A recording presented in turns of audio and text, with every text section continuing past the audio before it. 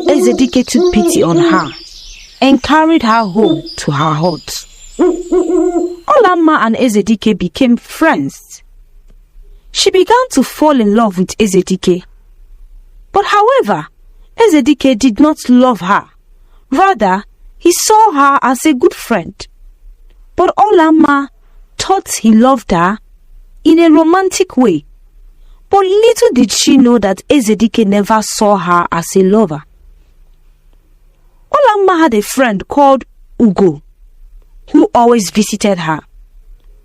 Ugo's parents were late as well, although she hailed from a rich family, and she lives alone in the house her father left for her. One of the days Ugo visited her friend Olamma, she met Ezedike in her house. Ezedike couldn't take his eyes off Ugo. He instantly fell in love with Ugo and began to ask Olamma about her. Olamma felt very bad and jealous about this. She was heartbroken. Ezedike and Ugo became lovers and finally got married. But Olamma couldn't bear the pain and she swore to deal with Ezedike and her friend Ugo. She said to herself, Olamma, I saw Ezedike before Ugo, but she has the guts to betray me and take him away from me. Well, let's see how far this relationship will last. I will destroy them and this village. Olamma, who was pretending to be nice, was not who she really was. She was a spy sent from Ijemba village to spy on Obieze. She has been living in the village for years, gathering information about Obieze village and sending to Ijemba people. Few months after Ezedike and Ugo got married, Ugo became pregnant. They were happy that they were expecting to have their baby soon. After 8 months, when it was almost time for Ugo to put to bed, something terrible happened. Olamma, who had sworn to deal with the couple, sent a message to Ijemba to invade Obieze village. As everywhere was calm and everyone had retired to the warmth of their village, the moon in full and bright in the sky, the Ijemba villagers invaded Obieze village, destroying houses and markets. Ezedike, who was with his wife, left to defend his homeland, fighting with all his strength and might. His wife Ugo was left alone with the midwife. While he was at the battlefield fighting, his wife went into labor, and after many hours of traveling, she gave birth to a baby boy.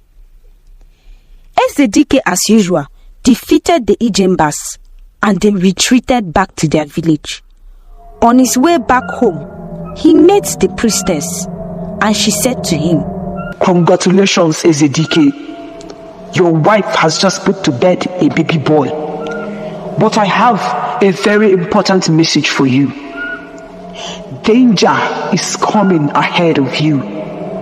I see a great danger. You must avoid taking alcohol at all costs if you want to live longer." Ezedike watched as the woman walked away, and he was confused. He kept wondering who the woman was, but he decided to continue his journey back home.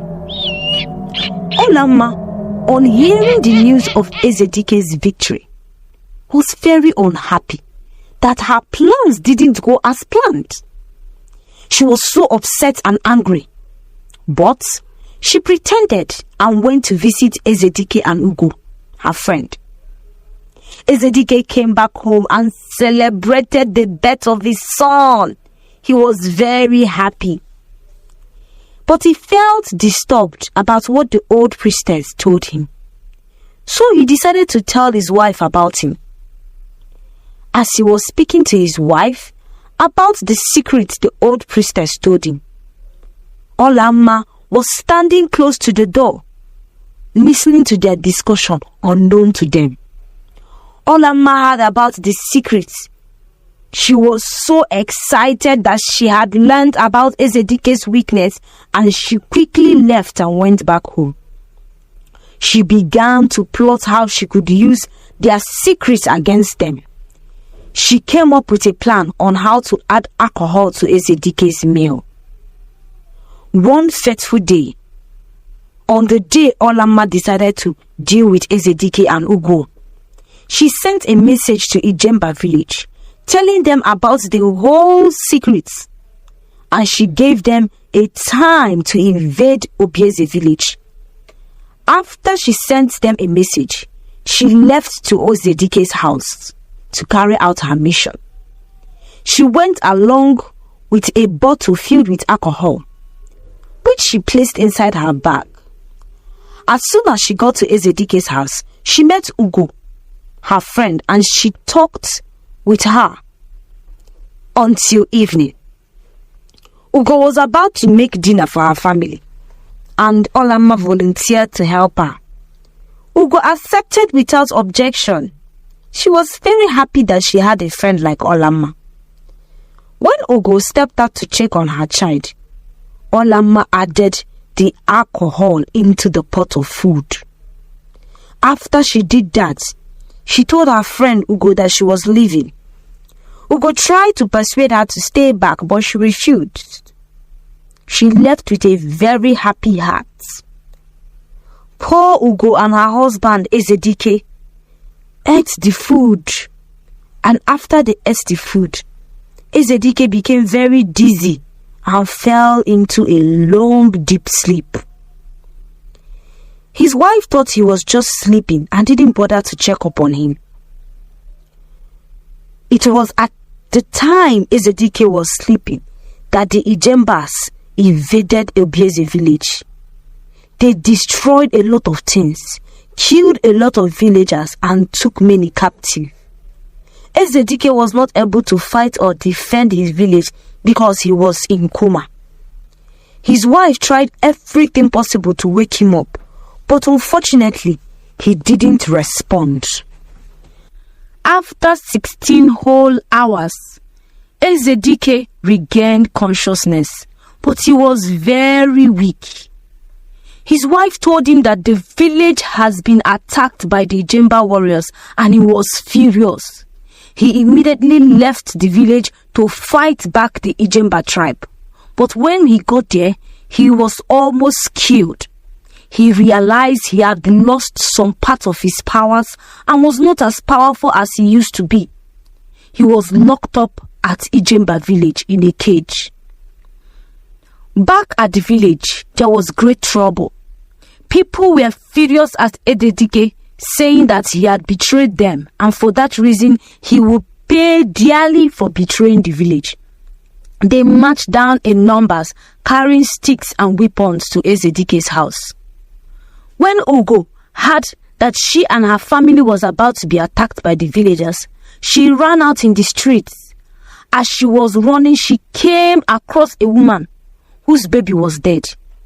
She exchanged her baby with that of the woman and asked the woman to take care of her child. But unknown to Ugo, her friend Olamma saw her exchanging the babies. Ugo took the dead baby and continued running.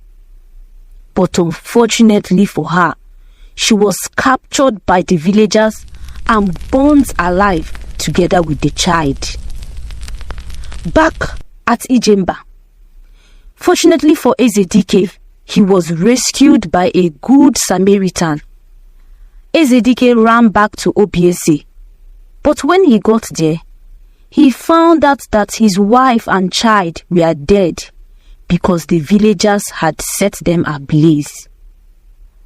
Ezedike fell on his knees and he cried bitterly.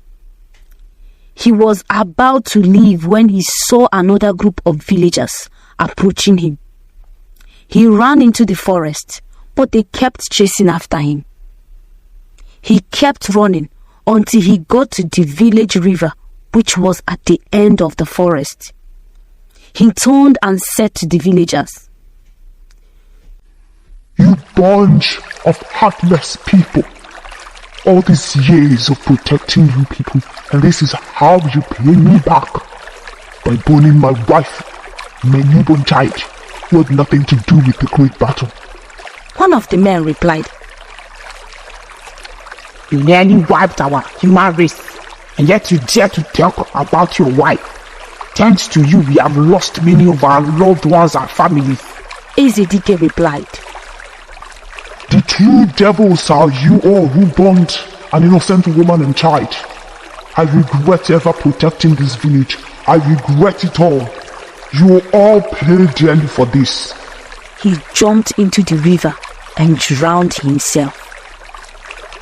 After a few hours, Olama went to the villagers and told them that Ezedike's son was still alive and was with a woman whom they exchanged their own baby with. The villagers marched to the woman and took the child away from her. They marched to the village river to throw him into the deep river.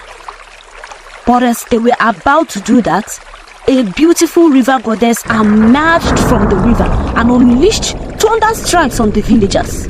They all died and disappeared like dust. She took Ezedike's son onto the mountains and trained him there, where he grew and became a great fighter like his father. Ezedike and his wife lost their lives for the sake of humanity. They gave their lives to people who never appreciated their sacrifices. The priestess, on seeing the destruction that Olama had caused on our village, went into a big rage. As Olama was traveling back to her hometown, the priestess appeared before her and placed a heavy curse on her. She turned into a half beast and half human and lived in the forest for the rest of her life in deep pain and agony. The end.